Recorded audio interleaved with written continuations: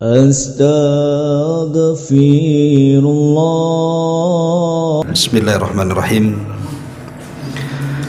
Assalamualaikum warahmatullahi wabarakatuh.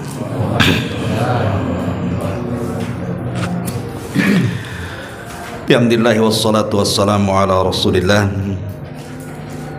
wa ala alihi wa sahbihi wa mawalah wa la hawla wa la quwata illa billahi wa ba'du.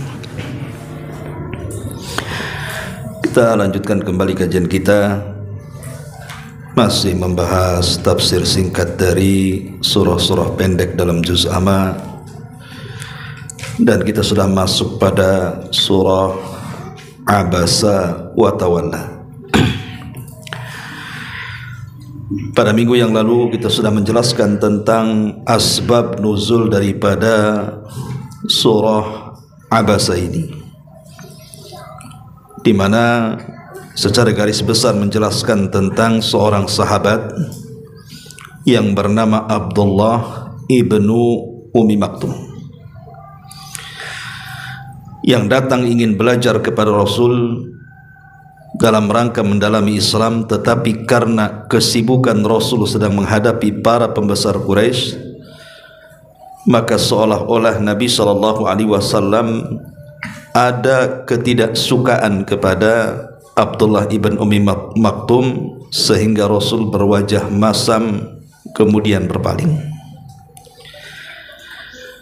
Di sini Allah Subhanahu wa taala berfirman, Abasa wa Tawalla. Dia maksudnya Rasul kita Muhammad sallallahu alaihi wasallam berwajah masam dan juga berpaling. Perhatikan ayat ini. Ayat ini turun dalam rangka teguran kepada Nabi sallallahu alaihi wasallam. Walaupun orang-orang Syiah mereka mentafsirkan bahwa Abasa wa Tawalla ini adalah teguran kepada Uthman ibn Affan. Tentu tidak lain dan bukan karena celaan. Karena sebagian orang-orang Syiah itu, terutama Syiah Ithna Asyariyah atau Syiah Rafidah, itu membenci para sahabat Nabi SAW, kecuali sebagian kecil dari sahabat yang mereka anggap lurus.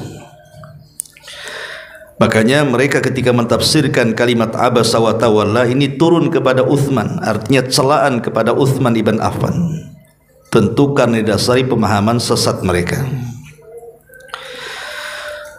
Tetapi Abasa wa Tawalla ini turun kepada Nabi SAW dan bukan celaan. Justru karena sayangnya Allah Subhanahu wa taala kepada Nabi kita, makanya Allah tidak membiarkan Rasul di atas kesalahan. Datang teguran. Teguran itu tidak mesti didasari kebencian, kan? Bisa saja karena sayangnya seseorang makanya diluruskan. Seperti orang tua yang sayang kepada anaknya, kalau salah kan diluruskan. Bukan benci, tetapi karena sayangnya, supaya anaknya tidak bengkok. Lah, teguran pada surah Abasa ini adalah teguran yang sangat halus. Kenapa? Karena menggunakan dhamir ghaib, kata ganti ketiga.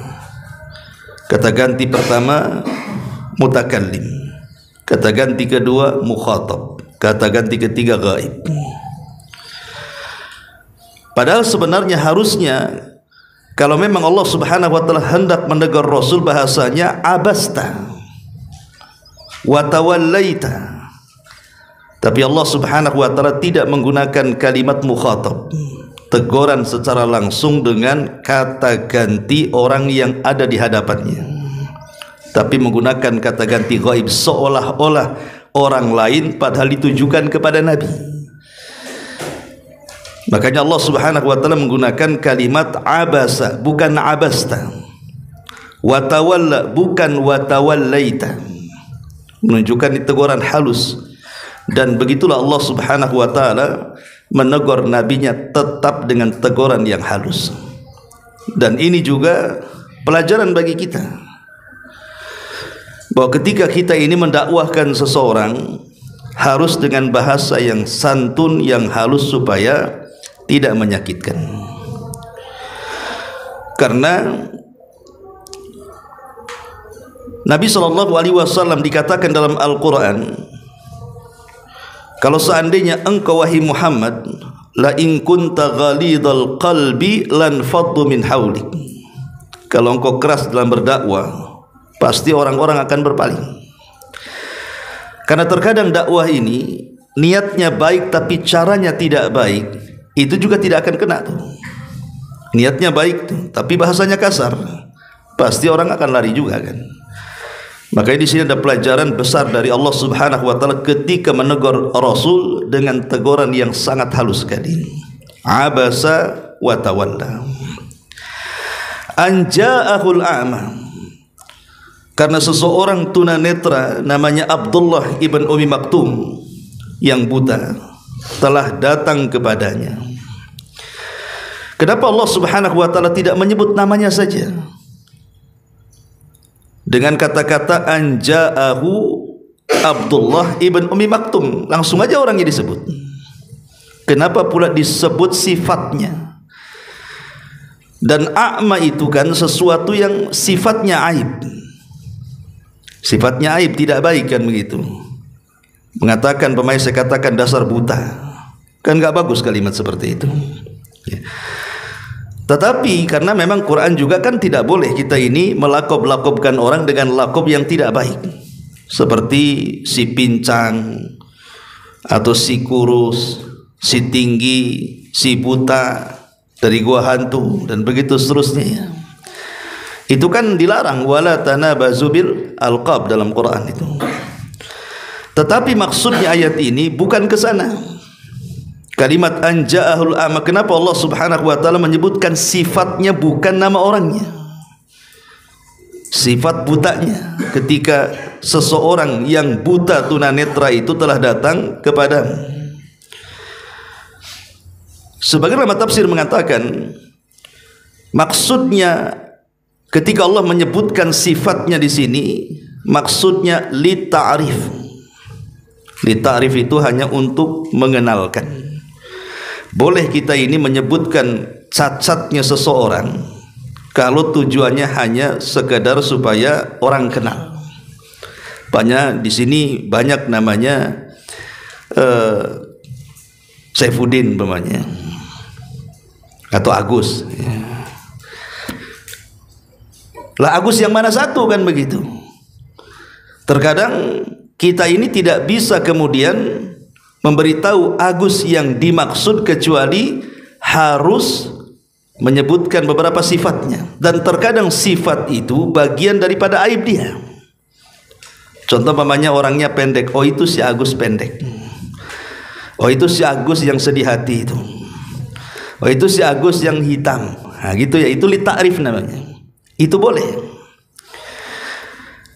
Makanya lihat para ulama hadis itu terkadang justru yang dikenal itu bukan namanya, tapi sifat yang menurut orang itu cacat. Contohnya A'mash, Imam A'mash. A'mash itu artinya orang rabun, tapi orang menyebutnya A'mash. Ataupun A'raj, pincang kan gitu ya.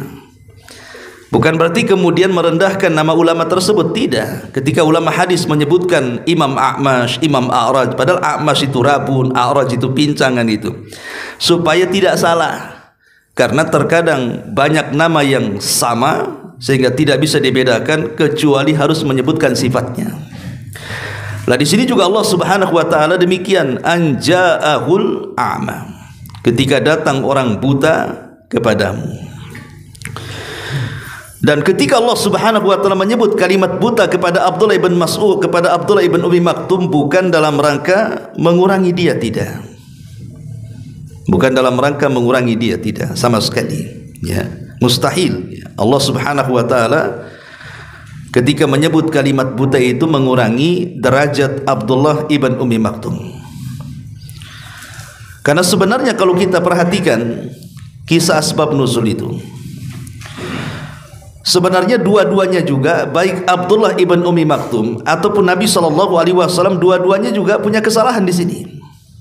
Contoh Abdullah ibn Ummi Maktum, seandainya dia tidak buta melihat, kalaulah Abdullah ibn Ummi Maktum itu melihat dan tidak buta, melihat Nabi SAW sedang sibuk berdakwah kepada orang lain, kemudian kita ganggu, itu kan su'ul adab, ya, adabnya kurang. Masa orang lagi sibuk diganggu? Saya lagi ada tamu, antum datang ganggu saya, kan kurang adab, ya. Tapi karena dia buta, dia tidak tahu, itu masalahnya. Karena dia buta tidak tahu bahwa Rasul sedang sibuk, itu masalahnya. Sementara kesalahan Nabi SAW bukan terletak karena dia sedang mendakwahi para pembesar Quraisy. Tidak salah berdakwah kepada orang kaya, karena dakwah ini kan sifatnya universal, umum, kepada siapapun kita harus berdakwah. Mau kepada orang kaya, mau kepada orang miskin, mau kepada orang kota, mau kepada orang desa, semua wajib kita dakwahi. Tapi yang salahnya Nabi SAW ketika dia berdakwah kepada orang-orang kaya itu, ketika datang Ibnu Ummi Maktum, wajahnya itu bermuka masam, kemudian berpaling. Bermuka masam itu mengkerut dahinya, kemudian berpaling, tidak melihatnya. Itu kesalahannya di situ. Makanya kemudian Allah Subhanahu wa taala kemudian turunkan ayat ini sebagai teguran kasih sayang Allah kepada nabinya. Kemudian Allah Subhanahu wa taala mengatakan, wa may yudrika la'allahu yazakka aw yadhakkaru fatanfa'uhu dzikra. Wa may yudrik, tahukah engkau wahai Muhammad, la'allahu, boleh jadi orang buta itu, maksudnya Abdullah ibn Ummi Maktum, itu datang kepadamu dalam rangka yatazakka. Yatazakka itu artinya membersihkan dirinya. Ada dua penafsiran para ulama. Pertama mengatakan, boleh jadi Abdullah ibn Ummi Maktum itu dia ingin masuk Islam, dan Islam itu membersihkan seluruh kerak-kerak kekufuran dan kesyirikan. Dan kalau orang sudah masuk Islam, maka akan menghapuskan seluruh dosa-dosa sebelum daripada Islam. Artinya bersih, tidak punya dosa lagi. Maka beruntunglah orang-orang yang dulunya kafir kemudian mu'allaf menjadi Islam, maka dia datang tanpa ada dosa. Tetapi sebagian besar para ulama tidak. Maksud yatazakka di sini bukan dari kafir ke Islam, karena Ibnu Ummi Maktum sudah masuk Islam. Tetapi maksudnya yatazakka di sini, Abdullah ibn Ummi Maktum itu ingin lebih membersihkan hatinya, ingin lebih memenuhi hatinya dengan keimanan, dengan terus bertanya dan belajar kepada Nabi soal Islam. Jadi ingin hatinya itu betul-betul semakin jernih dan juga bersih supaya makin kuat memegang Islam. Kemudian au yadzakkar fatanfa'ahu dzikra, atau kedatangan ia itu supaya mendapatkan pelajaran atau pengajaran sehingga pengajaran itu bermanfaat bagi hidupnya. Ketika Allah Subhanahu wa taala mengatakan yatazakka au yatadzakkar, ada kaidah para ulama bahwa tarbiyah itu dilakukan setelah adanya tanqiyah. Jadi tarbiyah itu dilakukan setelah adanya tanqiyah. Tanqiyah itu artinya pembersihan jiwa dulu, baru setelah itu ditarbiyah dulu dia. Menunjukkan amalan hati itu harus didahulukan sebelum amalan badan. Makanya lihat solat, sebelum antum solat, antum bersihkan dulu kan, adanya toharoh di situ. Ya, toharoh dulu baru solat. Ya. Lah begitu juga amalan badan yang kita lakukan itu, sebelum badan kita bergerak maka hati dibersihkan dulu. Karena yang menentukan penerimaan amalan badan di sisi Allah itu adalah amalan hati, seperti ikhlas, tawakal, takut, harap, cinta dan yang semacamnya. Kemudian juga di sini Allah mengatakan fatanfa'u dzikra, dan pengajaran itu bisa bermanfaat bagi Abdullah ibn Ummi Maktum. Ma'asyiral muslimin yang dimuliakan Allah Subhanahu wa taala, ayat ini mengajarkan kepada kita bahwa setiap peringatan yang datang dari Al-Qur'an itu pasti ada pelajaran di dalamnya. Karena Quran itu adalah kitab ibrah, kitab pelajaran. Walaupun di dalam Quran itu banyak kisah-kisah umat terdahulu kan, dari kalangan para nabi dan kaum-kaum yang kufur. Tetapi kita lihat bahwa kisah-kisah dalam Al-Quran itu kan tidak semua lengkap. Ada kisah seperti kisahnya Nabi Musa, kisahnya Nabi Yusuf gitu ya. Tapi ada kisah Nabi itu hanya global saja, atau bahkan boleh jadi namanya ada, kisahnya tak ada, seperti Zulkifli, Ilyasa. Itu namanya ada di Quran, tapi kisahnya nggak ada kan gitu ya. Menunjukkan bahwa Quran itu ketika mengkisahkan beberapa kisah dengan mencuplik beberapa kisah dari mereka itu, hanya diambil poin-poin yang bisa diambil ibrah. Karena Quran itu bukan kitab sejarah, tapi kitab pelajaran. Jadi setiap yang kita baca itu ada pelajaran di dalamnya. Makanya di sini Allah katakan fatanfa'u dzikra. Kemudian Allah mengatakan amma man istaghna, adapun orang-orang yang merasa dirinya serba cukup, maksudnya dari pembesar-pembesar Quraisy itu, fa anta lahu tasadda, engkau wahai Muhammad memberi perhatian kepada mereka lebih dibandingkan engkau memberikan perhatian kepada Abdullah ibn Ummi Maktum. Padahal Allah mengatakan wa ma alaika alla yazakka, padahal tidak ada celah atasmu kalau dia tidak mensucikan diri mereka. Maksudnya sekalipun mereka tidak beriman setelah engkau dakwahi mereka wahai Muhammad, itu tidak akan ditanya di hadapan Allah. Pamannya nih, kita ini punya keluarga, mungkin orang tua kita atau mungkin paman kita atau sepupu kita, mereka belum sholat. Kemudian kita dakwahi, disuruh untuk sholat, tapi dia tak mau sholat. Ketika kita sudah berdakwah kepada dia, disuruh sholat, kemudian dia tidak mau sholat, apa nanti akan ditanya di hadapan Allah? Kenapa kau tidak berhasil mendakwahi dia? Tidak. Karena kewajiban kita ini bukan memaksa orang, tetapi menyampaikan kalimat yang hak. Soal diterima dan tidaknya itu urusan dia dengan Allah, tapi kewajiban kita itu hanya menyampaikan.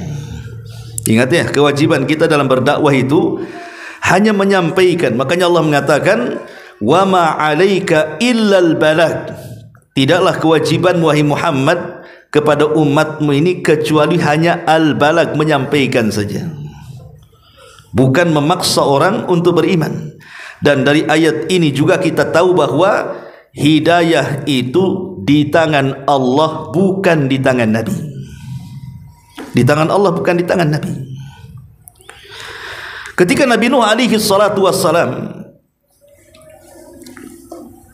memanggil-manggil putranya Kan'an yang tidak mau naik ke atas perahunya sementara banjir itu semakin meninggi.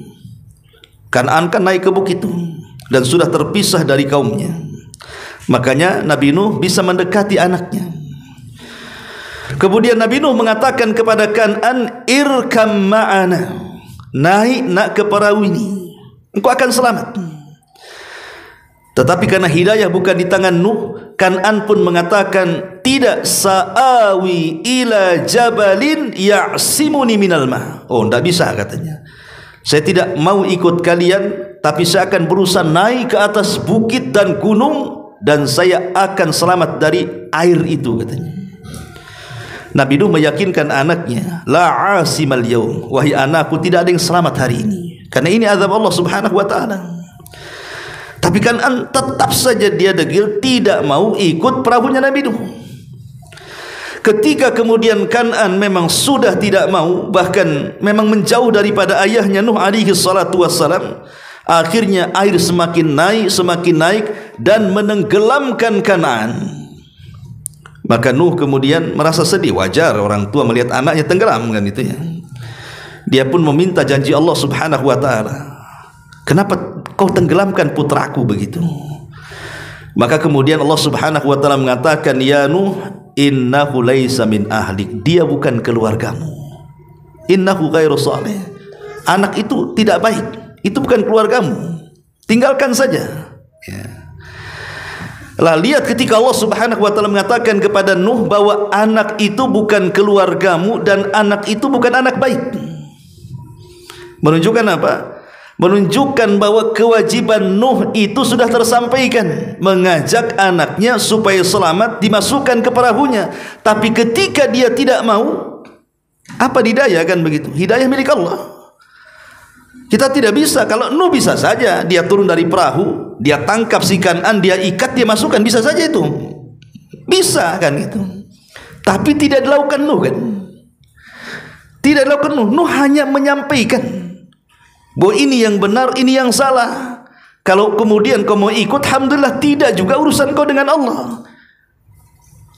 Ma'asyiral muslimin yang dimuliakan Allah Azza wa Jalla. Makanya kalau kita cerita mengembang sedikit tentang masalah jihad, ya, apa nih agak melonjor ini, udah mulai kesemutan nih.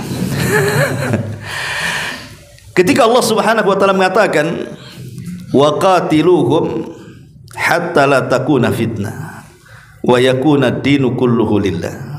Perangi mereka orang-orang musyrik itu, orang-orang kafir itu, supaya tidak terjadi fitnah di permukaan bumi. Ada yang mengatakan fitnah di sini supaya jangan sampai mereka menyesatkan kita, supaya jangan mereka menyebarkan syubhat, atau boleh jadi memerangi kita dengan menyiksa kita. Karena ketaatan itu hanya milik Allah Subhanahu wa taala. Kita tahu bahwa tidak ada satupun nabi sejak Adam sampai yang terakhir nabi-nabi Bani Israel, Nabi Isa bin Maryam, yang diperintahkan oleh Allah Subhanahu wa taala untuk berjihad secara langsung, maknanya berjihad menyerang. Tidak ada nabi yang diperintahkan untuk berjihad dengan bentuk penyerangan kecuali nabi kita. Jadi satu-satunya nabi yang diperintahkan Allah Subhanahu wa taala dalam jihad boleh menyerang itu hanya nabi kita Muhammad SAW. Tapi semua para nabi itu mereka hanya diperintahkan jihad difa'i saja, hanya sekedar bertahan, tidak boleh menyerang. Ya, kalau mereka menyerang baru kita serang, itu namanya bertahan. Ya. Tapi Nabi SAW berbeda, dia boleh menyerang. Makanya dari sini kenapa ghanimah dalam Islam itu halal dan tidak dihalalkan kepada umat sebelum kita. Dalam hadis Nabi mengatakan, uhillat liyal ghanaim, dihalalkan kepadaku harta rampasan perang yang tidak dihalalkan kepada umat sebelumku. Karena Nabi dibolehkan menyerang. Kenapa Nabi dibolehkan menyerang sementara para Nabi yang lain sebelum Nabi SAW tidak boleh, hanya jihad difa'i saja, hanya sekedar menahan diri saja ya. Karena perbedaan ketika Allah Subhanahu wa taala mengutus para nabi dengan mengutus Nabi kita Muhammad sallallahu alaihi wasallam. Para nabi itu diutus hanya kepada kaumnya saja. Seperti Nabi Hud diutus kepada kaum Ad saja. Nabi Saleh diutus kepada kaum Thamud saja. Nabi Shu'aib diutus kepada kaum Madian saja. Nabi Musa diutus kepada Bani Israel saja. Tapi Nabi SAW diutus kepada seluruh manusia tanpa terkecuali. Bahkan bukan hanya manusianya, jinnya pun sekalian masuk di dalamnya. Makanya Allah mengatakan, wa ma khalaqtul jinna wal insa illa liya'budun. Itulah bedanya. Rasul itu diutus kepada semua manusia. Tapi kalau nabi-nabi sebelumnya hanya diutus kepada kaumnya saja ya. Lah karena perintah Rasul oleh Allah Subhanahu wa taala untuk menyampaikan dakwah ini kepada seluruh manusia, disitulah disyariatkan jihad menyerang. Sebab kalau tidak menyerang, macam mana negeri Islam akan meluas kan begitu? Kalau hanya diam saja kan tidak akan meluas. Makanya di zaman Umar ada namanya pembebasan Persia ya. Persia akhirnya kecaplok kan gitu ya. Kemudian menyebar sampai ke Romawi, menyebar sampai ke Afrika di zaman Utsman kan itu. Akhirnya Islam di mana-mana ya. Tetapi walaupun Islam itu ataupun Nabi SAW diperintahkan satu-satunya Nabi dalam bab jihad itu boleh menyerang, bukan berarti jihad itu adalah puncak tujuan dalam Islam. Tidak. Jihad itu hanya alat ataupun wasilah. Wasilah apa? Supaya manusia mau menyembah Allah dan meninggalkan sesembahan kepada selain Allah. Kalau manusia sudah menyembah Allah tanpa harus jihad, buat apa jihad? Mereka sudah beriman. Jadi jihad itu hanya alat saja supaya mereka beriman, kan? Makanya ketika Rasul kalau mengatakan kepada Ali ketika dalam perang Khaybar itu, wahai Ali, pelan-pelan kau berjalan ke gerbang orang-orang Yahudi itu. Kemudian sebelum kau serang, ajak mereka untuk masuk Islam. Ya. Kalau mereka menolak, terapkan upeti. Kalau mereka menolak, serang mereka. Kalimat menerapkan upeti, kan? Ini hanya ada dalam syariat Islam. Syariat nabi-nabi tidak ada harus membayar upeti. Kenapa harus membayar upeti coba? Kata ulama mengatakan bahwa ini menunjukkan bahwa Islam itu bukan agama yang memaksa orang untuk memeluk Islam. Allah katakan la ikraha fiddin, tidak ada ikrah, paksaan orang itu disuruh masuk agama. Kenapa? Karena dikhawatirkan kalau seandainya kita memaksa orang dalam berdakwah, kau harus Islam, awas kalau kau tidak Islam. Dikhawatirkan nanti akan banyak orang-orang munafik. Kenapa? Karena orang munafik itu, kenapa dia munafik? Karena masuk Islam dengan terpaksa, kan? Akhirnya jadi munafik jadi, kan? Karena terpaksa dia masuk Islam, jadi munafik jadinya. Ya.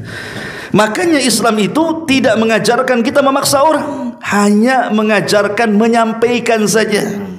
Makanya di sini kata Rasul, kalau mereka tak mau Islam nggak masalah, tetapi tolong bayar jizyah. Kan nggak ada paksaan di sini, kan?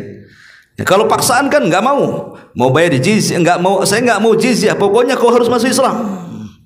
Ini madarat nantinya. Kenapa? Karena tadi akan banyak orang-orang munafik di tubuh kaum muslimin, karena banyak orang yang masuk Islam secara terpaksa jadinya.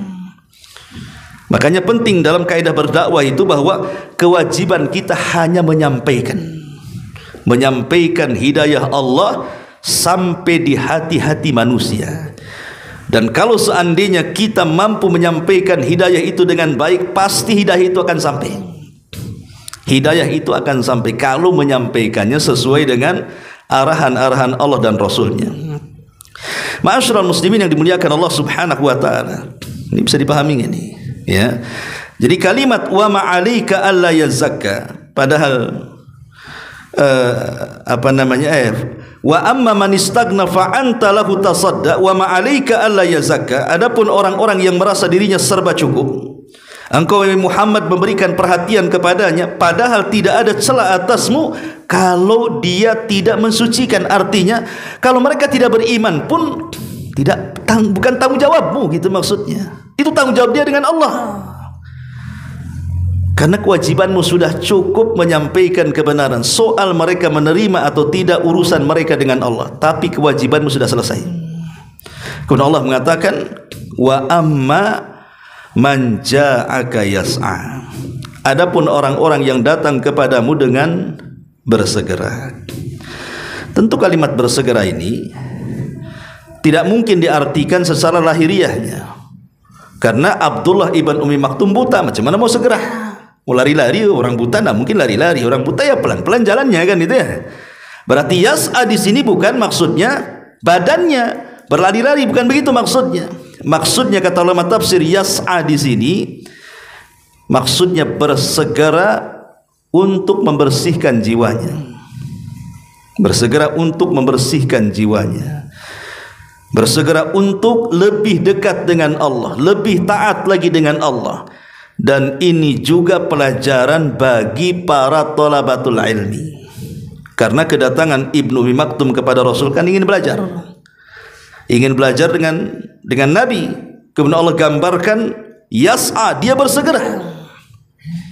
Maka bagi thalabatul ilmi, Ada nasihat dalam ayat ini bahwa kita jangan meremehkan pengetahuan agama. Harus senantiasa dekat dengan ilmu dan ulama supaya kita tidak bodoh. Makanya kenapa Nabi SAW mengatakan kepada 3 orang saat Nabi SAW sedang menyampaikan kajian.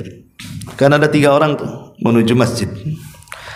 Yang satu bersegera masuk, kemudian duduk di dekat Nabi. Yang satu masuk cari duduk paling belakang, cari tiang. Itu yang banyak tuh. Ya. Kemudian yang satu tak mau masuk, pulang dia. Nabi SAW tahu. Kemudian Nabi SAW mengatakan, adapun orang yang pertama katanya, yang ketika masuk kemudian mendekat kepadaku, maka semoga Allah menjaga dia. Adapun orang yang malu-malu kemudian mencari tempat duduk paling belakang, kalau nyandar ke tiang itu masih mending, nampak orangnya. Di belakang tiang-tiang yang nampak, ya sembunyi, kalau tidur nggak ketahuan jadi. Adapun orang yang malu-malu kata Rasul, maka Allah juga malu kepadanya. Adapun orang yang berpaling, semoga Allah palingkan sekalian. Ya, lihat. Adapun orang yang berpaling, semoga Allah palingkan sekalian. Kenapa? Karena bukan Allah yang memalingkan pertama, dia yang mau berpaling, Allah palingkan sekali. Bahasa Quran itu nuwallihi ma tawalla falamma zagu azagallah. Nuwallihi, kami palingkan, ma tawalla, sesuai dengan kehendak dia berpaling. Falamma azagu, ketika mereka menyimpang, azagallah, Allah simpangkan sekali. Ini bahaya nih. Orang-orang yang mereka tidak ada keinginan untuk datang ke majelis ilmu, dikhawatirkan mereka adalah orang-orang yang dipalingkan hatinya oleh Allah. Bukan Allah yang memalingkan, mereka sendiri yang minta berpaling sehingga Allah palingkan sekalian. Maka jangan malas hadir di majelis ilmu. Ya. Ma'asyiral muslimin yang dimuliakan Allah Azza wa Jalla. Wa huwa yahsha, sedangkan dia takut kepada Allah Azza wa Jalla. Yahsha dengan yakhaf. Bahasa Arabnya ada khafa yakhaf, khasyiya yahsha. Secara penerjemahan sama saja. Khafa yakhafu ya takut, ya khasyiya yahsha ya takut juga kan itu. Tetapi kalimat yahsha ini lebih dalam dibandingkan kalimat yakhaf. Karena kalimat yahsha ini biasanya digunakan oleh para ulama dalam bentuk takut yang diiringi dengan pengetahuan. Jadi kalau dia takut kemudian tahu apa yang ditakutkan, itu namanya yahsha. Tapi kalau hanya sekedar takut saja, tidak tahu apa yang ditakutkan, itu namanya yakhaf. Khafa yakhaf, khauf, ya gitu ya. Berarti kalimat khasyiya yakhsha yang Allah katakan fala tahsyauhum wakhshauni, jangan takut kepada mereka, takutlah kepadaku. Karena kalimat yakhsha itu tidak dimiliki kecuali oleh para ulama. Makanya Allah mengatakan innama yakhshallah min ibadihil ulama. Ya, bahwa hanya orang-orang yang takut kepada Allah, merekalah orang-orang yang punya pengetahuan. Yang takut kepada Allah itu orang-orang yang punya pengetahuan agama. Sementara orang-orang yang tidak punya pengetahuan agama, mereka pasti tidak akan takut. Apa yang ditakutkan sementara mereka tidak takut apa yang ditakutkan. Lah sementara orang yang punya pengetahuan, kenapa mereka takut? Karena mereka tahu apa yang ditakutkan, makanya mereka takut. Itulah kalimat yahsha. Berarti takut karena dasar ilmu, itulah yang disebut dengan yahsha. Menunjukkan bahwa ilmu itu melahirkan takut. Ya, harusnya sebagai seseorang yang terus menuntut ilmu, harusnya makin takut kepada Allah Subhanahu wa taala. Kemudian Allah mengatakan fa anta anhu talaha, malah engkau berpaling dan kau abaikan wahai Muhammad. Dari sini di antara faedahnya adalah Allah Subhanahu wa taala hendak mentarbiyah bukan hanya kepada nabi tapi kepada kita juga, bahwa hendaklah kita harus melebihi sayang kita kepada orang-orang yang jelas-jelas beriman walaupun di atas kefakiran, dibandingkan kepada orang-orang yang mereka tidak beriman walaupun di atas kekayaan. Tetap kita harus mendahulukan orang-orang yang beriman, orang-orang yang betul-betul mereka dekat dengan Allah Subhanahu wa taala. Karena di masyarakat umumnya kan itu, kalau yang datang kepada kita ini mungkin pejabat, padahal mungkin dia muslim tapi mungkin tidak sholat kan gitu ya, mungkin jauh dari Allah subhanahu wa ta'ala. Kita hormat luar biasa, hormat gerak di tempat itu luar biasa, sampai dari segi pakaian saja kita rapihkan, ngomong diatur takut tersinggung kan itu di masyarakat ya. Tapi ketika kemudian mungkin ada orang yang ya sudah hijrah, sudah ngaji lah, mungkin dia kerjaannya mungkin ya tukang ketoprak gitu ya, atau doger atau apa gitu ya, ya kita biasa-biasa saja sama dia, tidak ada menghargai dan memuliakan. Lah ini salah. Konsep Islam tidak seperti itu ya. Kita muliakan semuanya, tetapi orang-orang yang dekat dengan Allah harus lebih kita muliakan lagi. Itu maksudnya, harusnya seperti itu. Ini lihat Nabi SAW menghadapi siapa? Pembesar Quraisy kan. Rasul tidak salah berdakwah kepada orang kaya, bahkan Rasul juga tidak salah beristiad, sebab kalau mereka masuk Islam nanti kabilahnya masuk Islam. Tapi kesalahan Rasul itu, dia berpaling dari orang yang dianggap bukan pembesar, orang biasa, buta lagi. Kalau dia masuk Islam ya dia aja yang masuk Islam, tapi kalau ini masuk Islam maka semua masuk Islam. Iya, itu ijtihad Nabi, tapi ini kan ijtihad salah. Makanya Allah subhanahu wa ta'ala tegur Rasul dengan teguran yang halus dengan mengatakan abasa wa tawalla tadi. Kemudian Allah subhanahu wa ta'ala mengatakan kalla innaha tadhkirah, sekali-kali jangan begitu. Kalimat kala dalam bahasa Arab itu memiliki dua makna. Makna yang pertama, kala itu artinya haqqa. Ya, haqqa itu maksudnya ya sebuah kebenaran, sungguh sebuah kebenaran, memang seperti itu gitu ya. Atau kebalikannya, sekali-kali jangan begitu, bisa benar bisa salah gitu maksudnya. Nah, kapan kala ini bimakna haqqa dan kapan kala ini bimakna sekali-kali jangan begitu? Ulama tafsir ketika mentafsirkan kalimat kala, karena kalimat kala dalam Quran itu antum tidak akan dapati dari mulai surah Al-Baqarah sampai surah Al-Kahfi. Kala itu baru muncul dalam surah Maryam. Jadi di pertengahan kedua mushaf Quran baru ada kalimat kala. Kalau dari separuh awal dari Fatihah Al-Baqarah sampai surah Al-Kahfi, kalau antum baca Quran antum tidak akan mendapatkan kalimat kalla. Kalimat kalla itu baru kemudian disebut dalam Quran itu pada belahan bagian kedua dalam surah Maryam sampai ke juz amma, sampai ke di sini kalimat surah Abasa, di sini baru muncul kalimat kalla ya. Nah, di sini kalimat kalla ini lihat konteksnya kepada kalimat sebelum atau sesudahnya.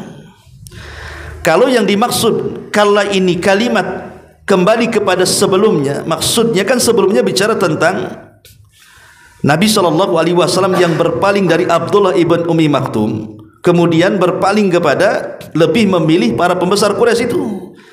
Maka Allah subhanahu wa ta'ala katakan kalla, jangan seperti itu. Atau mungkin bahasa kitanya, jangan kau ulangi lagi, cukup satu kali ini saja, nanti ke depannya jangan seperti itu. Itu maksudnya ya. Ini kalla maksudnya sekali-kali jangan begitu, cukuplah ini satu kali. Kau boleh bermuka masam, kau boleh berpaling, cukup dalam kasus ini saja, kedepannya jangan kau lakukan ya. Sama juga dengan kita, karena yang namanya ibrah dalam Quran itu kan bukan karena sebab khususnya turun, tetapi karena umumnya lafaz kan. Memang sebab turunnya kepada Rasul, tetapi kan ibrahnya kepada kita juga umatnya. Jadi kalimat kalla juga pelajaran bagi kita. Kalau kita ini mengalami kesalahan dalam berdakwah, jangan diulang, perbaiki. Soalnya seperti itu. Atau kalimat kalla di sini maksudnya haqqa, karena bicara tentang kalimat setelahnya. Maksudnya kalla benar-benar, innaha al-Quran itu tadhkiratun, sebuah peringatan. Quran itu sebuah peringatan. Benar-benar Al-Quran itu sebuah peringatan. Bagi siapa? Faman sya'a dzakara. Kalimat sya' ini bukan pilihan, tetapi tahdid, ancaman, penekanan. Karena sya' ini terkadang diartikan memilih. Ya, insya Allah kan gitu ya. Ya, datang besok insya Allah, tahu-tahu tak datang. Ya kan, itu kan seolah ada pilihannya antara datang dan tidak kan. Kalimat sya'a itu ya. Tapi dalam ayat ini bukan takhir, bukan pilihan, tetapi tahdid di sini. Maksudnya faman sya'a dzakara, siapapun yang berkehendak tentu akan mendapatkan peringatan dari Quran itu. Seolah-olah Allah ingin mengatakan, kalau engkau ingin mengambil pelajaran, maka ada dalam Quran, dan itu sebuah kepastian. Kau akan dapat pelajaran dari Quran itu. Kemudian Allah mengatakan fi suhufim mukarramah, di dalam suhuf yang dimuliakan di sisi Allah, maksudnya di Lauhil Mahfuz. Marfu'atin mutahharah, yang ditinggikan kedudukannya lagi disucikan. Bi aidi safarah, di tangan para utusan para malaikat. Kiramim bararah, yang mulia lagi bararah. Maksudnya bararah di sini artinya as-sadiq, jujur, amanah. Mereka para malaikat adalah makhluk yang jujur lagi amanah. Jadi ayat ini menceritakan tentang sifat para malaikat yang membawa Al-Quran. Bahwa Quran itu bukan dibawa oleh sembarang makhluk, tetapi dibawa oleh makhluk yang paling mulia yang Allah ciptakan, yang tidak pernah melakukan dosa, yang senantiasa dipenuhi dengan ketaatan. Apapun yang Allah perintahkan pasti mereka akan lakukan. Itulah para malaikat. Dan kemuliaan Al-Quran itu sampai Allah letakkan di sebuah suhuf. Maksudnya suhuf mukarramah, maksudnya di sini di sebuah tempat yang sangat mulia yang disebut dengan Lauhil Mahfuz. Di mana Lauhil Mahfuz itu marfu'ah mutahharah, tempatnya ditinggikan dan tempatnya disucikan. Baru kemudian Quran itu dibawa oleh siapa? Bi aidi safara. Siapa safara di sini? Para malaikat. Kalimat safara, ulama tafsir mengatakan ada yang memaknai kataba, ada yang mengatakan qara'a, ada yang mengatakan naqala. Kalimat safara itu bisa memiliki makna qara'a, membaca, bisa memiliki makna kataba, menulis, bisa memiliki makna naqala, menukilkan. Dan tiga-tiganya benar. Ya. Karena sifat Quran ini pertama dibaca. Kan Quran diturunkan itu untuk dibaca, isinya kan gitu. Bahkan orang yang membaca Quran itu berpahala, karena Quran itu diturunkan untuk diibadahi bacaannya. Walaupun tidak paham baca Quran pasti berpahala. Setiap satu huruf 10 kebaikan. Ya. Atau yang kedua kataba, karena Quran itu ditulis. Ada yang di Lauhil Mahfuz, ada yang di Baitul Uzza, ada yang dalam bentuk mushaf. Ya. Atau naqala. Naqala itu artinya dipindahkan satu tempat ke tempat berikutnya. Di malam Lailatul Qadar, maka Jibril mengambil Quran yang ada di Lauhil Mahfuz, kemudian diletakkan di Baitul Uzza. Setelah diletakkan di Baitul Uzza, baru diturunkan ke bumi. Ayat per ayat, angsur per angsur, sampai 32 tahun. Ya. Ma'asyiral muslimin yang dimuliakan Allah Azza wa Jalla. Kemudian Allah menyebutkan sifat malaikat kiram. Ingat, sifat malaikat itu kiram. Kiram itu maksudnya penuh dengan kemuliaan dan budi baik kepada manusia. Saking baiknya malaikat kepada kita itu, mereka menjaga kita. Kalau kita mau celaka, dihalau sama malaikat, jangan. Kalau kita mau jatuh, dihalau, jangan jatuh. Kalau kita sedang tidur, dihalau tuh binatang-binatang, jangan mendekat. Itulah kiram. Ya. Kiramnya para malaikat kepada kita. Bararah, tadi saya katakan bararah itu artinya as-sidqu wal mu'taman. Jadi malaikat yang penuh kejujuran dan penuh dengan amanah. Tidak ada malaikat yang korupsi ayat, ikhwan. Oh, ini ayat baik, aku korupsi aja. Ngapain boleh sampaikan kepada Muhammad? Nggak ada. Malaikat itu tidak ada yang korupsi. Mereka amanah, betul-betul menyampaikan risalah Allah kepada Rasul kita Muhammad sallallahu alaihi wasallam. Kemudian Allah mengatakan kutilal insanu ma akfara. Kutila, kalimat kutila kata Abdullah bin Mas'ud, Abdullah bin Abbas radhiyallahu anhuma. Makna kutila itu artinya lu'ina, dilaknat. Ya. Siapa yang dilaknat? Al-insan, manusia. Kalimat al-insan, manusia, biasanya konotasinya buruk. Kalau disebut al-insan dalam Quran itu biasanya konotasinya tidak bagus. Makanya lihat kalimat-kalimat insan yang ada dalam Quran itu rata-rata jelek. Seperti Allah mengatakan apa? Kalla innal insana layatgha an ra'ahu istaghna. Sekali-kali manusia itu mudah melampaui batas ketika dibentangkan kekayaan kepadanya. Kan jelek, ya. Innal insana khuliqa halu'a. Manusia itu diciptakan dalam kondisi keluh kesah. Kan jelek kan konotasinya kan. Sama juga di sini. Kalau kalimat manusia dibahasa Arabkan dengan kalimat insan, pasti konotasinya tidak bagus. Seperti dalam ayat ini, kutila dilaknat siapa al-insan manusia. Apa yang menjadikan manusia dilaknat? Ma akfarah. Ma akfarah di sini, ma di sini ada yang mengatakan li ta'ajub, ada yang mengatakan lil istifham. Kalau ma di sini li ta'ajub, maknanya sebuah ta'ajub itu bahasa Arab, bahasa kitanya kekaguman, ya. Jadi ma akfarah itu betapa besarnya kekufuran manusia.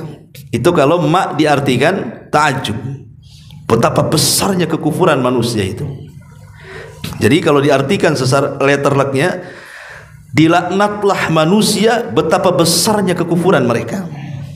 Kalau ma itu li ta'ajub.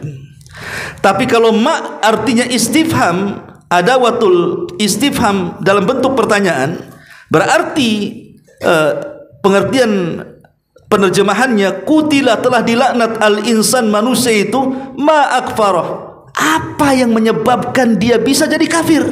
Nah, itu kalau pertanyaannya. Sebab apa mereka kok bisa jadi kufur? Padahal mereka sudah dimuliakan oleh Allah Subhanahu wa taala.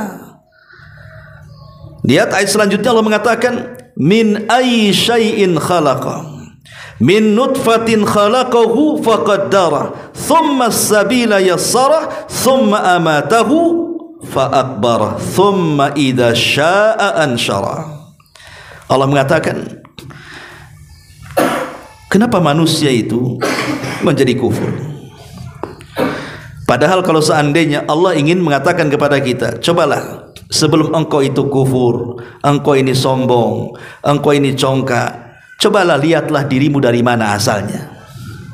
Maka Allah katakan di sini min ayyi syai'in khalaqa, dari apakah dia diciptakan manusia itu? Min nutfatin khalaqahu faqaddarah, dia menciptakannya dari setetes air mani lalu menentukan takdir-takdirnya. Thumma sabila yassarah, kemudian jalannya dimudahkan. Thumma amatahu faakbarah, kemudian dia mematikannya lalu menguburkannya. Thumma idza syaa'a ansyarah, kemudian jika berkehendak dia membangkitkan kembali. Dahulu ada seorang ulama bernama Malik ibn Dinar. Ini pernah saya ceritakan. Malik ibn Dinar, dia berjumpa dengan seorang gubernur Basrah namanya Muhallab ibn Sufrah. Ada orang namanya Muhallab ibn Sufrah.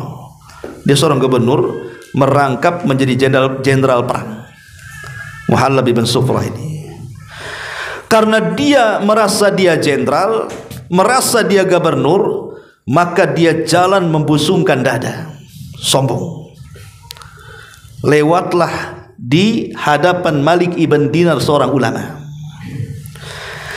Jadi Malik ibn Dinar ini berusaha menasihati Muhallab di sini dan mengatakan, ya Muhallab, jangan berjalan seperti itu, karena jalan seperti itu adalah jalan yang dimurkai Allah. Jalan biasa saja, ngapain harus dibusungkan dada?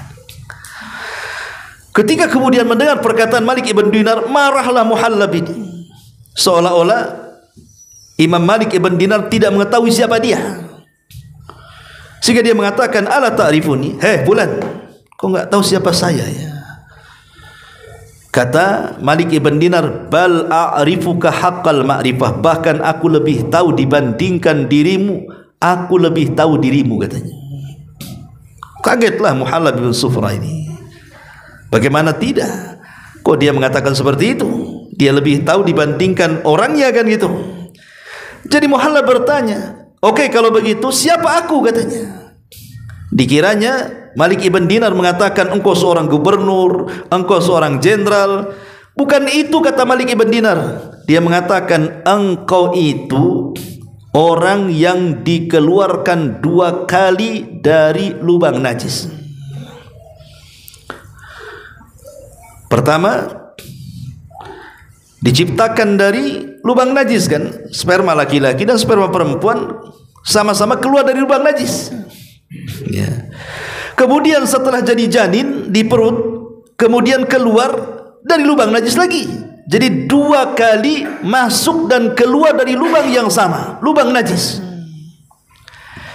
Dan sekarang di perutmu itu banyak najis, katanya. Di perut kita kan banyak kotoran, banyak najisnya kan. Tuh di perutmu tuh banyak najisnya juga, katanya. Dan kalau engkau mati wahai Muhallab, katanya, dan tidak dikuburkan, tidak ada satupun manusia yang mendekati dirimu, katanya. Kupastikan itu. Baru dia tersadar dan mengatakan, al-an araftu, sekarang aku tahu siapa aku, katanya. Baru dia mulai reda, karena yang ngomong ulama, ya kan. Enak kalau nasihati langsung didengar, ya kawan. Kalau nasihati nggak didengar, ini yang dongkol gitu ya. Capek nasihatnya, keluar dari masuk telinga kanan, keluar telinga kiri. Itu masih mendingan sempat masuk. Ada yang mental nggak sempat masuk pulang. Ya. Jadi, ma'asyiral muslimin yang dimuliakan Allah Azza wa Jalla, di sini Allah Subhanahu wa taala ingin mengingatkan, sebelum kita sombong di hadapan Allah ataupun di hadapan manusia, coba kita ngaca dari mana kita berasal ini. Kita berasal dari nutfah. Dari nutfah khalaqahu faqaddara, dari setetes mani yang masuk keluar dari lubang najis. Faqaddarahu, khalaqahu faqaddarahu, lalu ditentukan takdirnya. Bukan kita yang menentukan takdir kita. Di zaman Umar ada orang yang mencuri, kemudian ditangkap, kemudian akan dieksekusi hukuman potong tangan. Dia tidak mau dipotong tangannya. Dia mengatakan kepada Umar, ya Amirul Mukminin, aku mencuri ini karena takdir, katanya. Dia bilang, hujahnya apa? Aku mencuri karena takdir. Kalau takdirku tidak mencuri, aku tidak akan mencuri. Karena takdirku mencuri, makanya aku mencuri. Jadi aku mencuri itu karena takdir Allah. Kenapa kau potong tanganku, katanya. Maka Umar mengatakan, sama, aku potong tanganmu juga karena takdir, katanya. Dua-duanya karena takdir, ya. Ku potong tanganmu juga karena takdir. Sudah ditakdirkan lauhul mahfud, aku akan motong tanganmu, katanya. Ya. Jadi ikhwatu fiddin manusia, ikhwatu fiddin muliakan Allah Azza wa Jalla. Di sini ketika Allah mengatakan khalaqahu faqaddara, menunjukkan manusia ini bukan siapa-siapa. Allah yang mentakdirkan semuanya. Ketika kita ini berada di janin ibu kita, diutus malaikat, ditentukan di situ rizkinya sekian, umurnya sekian, bahagianya sekian, celakanya sekian, husnul khotimah kah dia, sul khotimah kah dia, itu semua sudah dicatat. Lalu apa kekuatan manusia di hadapan Allah? Tsumma sabila yassara. Ada yang mengatakan tsumma sabila yassara itu maksudnya dimudahkan saat kelahirannya. Dari kepala dulu ditarik gitu ya, sehingga mudah keluarnya. Siapa yang memudahkan keluar itu kalau bukan Allah Subhanahu wa taala? Lihat bayi-bayi yang sungsang itu, akhirnya harus dioperasi kan begitu ya. Tapi umumnya kan manusia lahir normal itu kan mudah dari kepala dulu kemudian keluar. Allah mudahkan. Atau yang dikatakan sebagian ulama tafsir mengatakan tsumma sabila yassara, maksudnya kemudian setelah lahir Allah tentukan jalan. Ini jalan ke neraka, ini jalan ke surga, sama dengan ayat Al-Qur'an wa hadainahu najdain, kami berikan 2 jalan kepadamu nih. Kemudian Allah mengatakan tsumma amatahu fa akbar, tsumma amatahu, kemudian dia yang mematikan, maksudnya Allah Subhanahu wa taala yang matikannya. Fa akbara di sini lalu menguburkannya, maksudnya di sini Allah berikan petunjuk cara menguburkannya.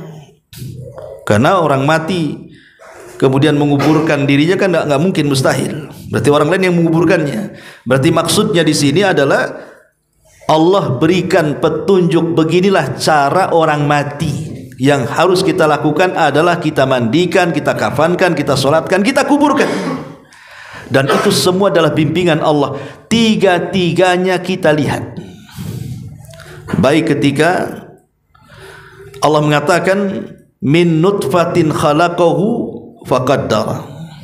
Ketika seseorang melakukan hubungan suami istri, terlihat oleh mata, kita sendiri pelakunya, lihat. Ya. Kemudian ketika ada orang yang melahirkan, manusia juga melihatnya. Ya, terutama dokter-dokter gitu ya, juga dilihat mata. Kalau nggak lihat, gimana cara mengeluarkannya? Kemudian saat dikuburkan pun terlihat oleh mata. Artinya tiga-tiganya terlihat oleh mata. Ini sebagai hujah bahwa kalau perkara yang tiga ini Allah sanggup melakukannya, maka perkara yang keempat juga Allah lebih sanggup melakukannya. Tsumma idza syaa ansyara. Kemudian jika dia berkehendak, pasti dia sanggup membangkitkannya. Dulu engkau tidak ada, kemudian Allah ciptakan menjadi ada. Kemudian Allah buat kau mati, Allah tidak sanggup mengembalikan, membangkitkan. Allah lebih sanggup lagi menciptakan setelah terciptanya dibandingkan menciptakan sebelum terciptanya. Tsumma idza syaa ansyara. Kalla lamma yaqdi ma amara. Sekali-kali jangan begitu. Dia manusia itu belum melaksanakan apa yang dia Allah perintahkan kepadanya. Jadi ayat ini mengajarkan kepada kita agar jangan pernah sombong. Karena kesombongan itu ridanya Allah. Lihat orang-orang yang sombong itu. Lihat Namrud. Ya. Namrud ini bukan setakat penguasa Mesir, seperti Fir'aun kan hanya Mesir saja. Ya. Kalau Namrud ini penguasa 7 iklim. Maksudnya 7 iklim itu hampir seluruh dunia, separuh dunia lebih itu dikuasai Namrud. Hampir sebagian dunia lebih itu dikuasai Namrud. Makanya Namrud disebut penguasa dunia di zamannya, penguasa Babil itu. Ya. Jadi ketika Nabi Ibrahim alaihi salatu wasallam berdakwah kepada Namrud, Ibrahim alaihi salatu wasallam mengenalkan siapa Rabbnya dan mengatakan, Rabbku, kata Ibrahim, yuhyi wa yumit. Dia bisa menghidupkan, dia bisa mematikan. Apa kata Namrud? Aku pun sama, ana uhyi wa umit. Aku pun bisa menghidupkan dan bisa matikan, kata Namrud. Enggak percaya Ibrahim? Baik, saya akan lakukan. Keluarkan 2 tahanan. Yang satu dibunuh, dieksekusi mati, yang satu dibebaskan. Ah, lihat, aku bisa menghidupkan, aku bisa mematikan, katanya. Sebenarnya bukan itu yang dimaksud Ibrahim kan? Maksudnya satu orang kau matikan, habis itu kau hidupkan. Maksudnya kan begitu. Ya, tapi Ibrahim tidak mau melanjutkan perdebatan ini karena ini urusan darah. Takutnya dipraktikkan sama dia. Kalau dipraktikkan sama Ibrahim, habislah Ibrahim. Kan ini kan urusan darah kan? Makanya Ibrahim memutar kepalanya, otaknya. Oh, jangan dilanjutkan nih. Ini nih perdebatan. Ini udah urusan darah masalahnya. Cari topik lain. Apa topiknya? Baik Namrud, Allah Tuhanku, kata Ibrahim. Dia mendatangkan matahari dari arah timur. Sekarang kau datangkan dari arah barat. Fa'ti biha minal maghrib. Ah, datangkan kau ke arah barat, kan itu. Mana caranya? Kalau yang pertama boleh lah ya. Menghidupkan, matikan, datangkan orang dari penjara. Lah kalau matahari gimana caranya? Fabuhital ladzi kafar. Di situlah Namrud terdiam. Ya. Kemudian Namrud terus memperhatikan Ibrahim. Setelah Ibrahim, kemudian setelah terjadi perdebatan kan Ibrahim pergi dan Namrud membiarkannya. Dari situ Namrud terpikir tentang siapa Tuhannya Ibrahim itu. Apalagi Namrud mendengar bahwa Ibrahim itu dibakar tidak apa-apa gitu kan. Seolah Tuhannya Ibrahim itu sakti, bisa menjadikan Ibrahim dibakar nggak mempan api. Disitulah dia mulai mencari-cari siapa Tuhan Ibrahim itu. Akhirnya kemudian dia panggil Haman. Haman itu perdana menterinya.